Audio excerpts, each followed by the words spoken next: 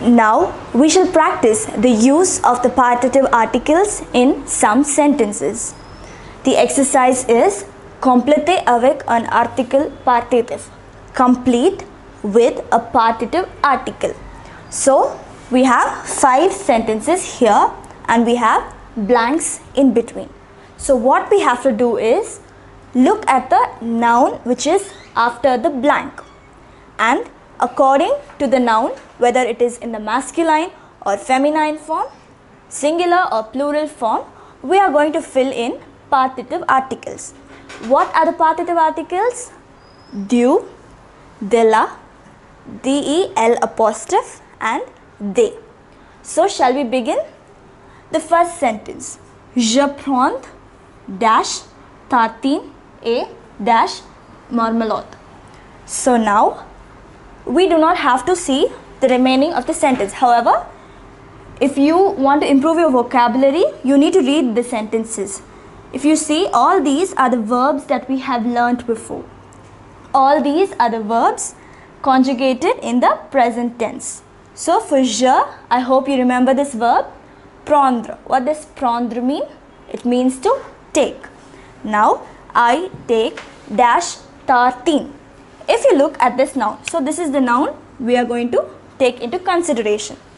Now, this noun is in the plural form. The S here indicates that it is in the plural form. So when the noun is in the plural form, what would be the partitive article? Yes, it is they. De plus les. Right? So it is they. And the next word, marmalade. It is in the feminine singular form. So when the noun is in the feminine singular form, what would be your partitive article? If you can't remember it, just think of the direct article that you would write. You would write la, right? And for the partitive article, we have to add de. De plus la gives you the la. In this case, there is no change. So we have completed the first sentence. We just looked at the noun and wrote the appropriate partitive article. Shall we move on to the next sentence? The next sentence. Il prend dash pain et dash confiture. Now, the noun here is pain. What does pain mean? It means bread. Okay. So this is in the singular form. Yeah, it is not in the plural form. So it is singular and it is masculine. So for masculine singular, it is the plus la, and the plus la gives you du. So it is very easy. You just have to look at the noun. And we have another blank in this sentence. A dash confiture. Now this word is in the feminine singular form. So if it is in the feminine singular form, what would be the partitive article? Yes, it is the la. Confiture means jam. So the la. You can improve your vocabulary by finding out the meanings of the words that you don't know. You can use a dictionary for this. So now we have completed the second sentence. The third sentence. Nous achetons. So do you remember this verb, achetons? It is the conjugated form of the verb acheter. Acheter means to buy. Nous achetons. We buy dash boisson. Boisson means drinks. A dash O. O is water.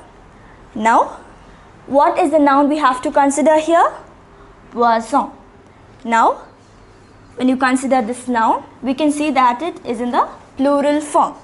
So, when it is in the plural form, you don't have to know whether it is in the whether it is the masculine or feminine form, because any plural noun takes they. So it is very easy when it is in the plural form. And the next word, A-O. Now this one, I think I gave you an example of this already. It begins with a vowel. So what would we write? D-E-L apostrophe, the low. So we bought some drinks and some water. So now I think you understood why we are using the partitive article to determine an indeterminate quantity. Some drinks. We don't say a drink. Some drinks. We don't know how many.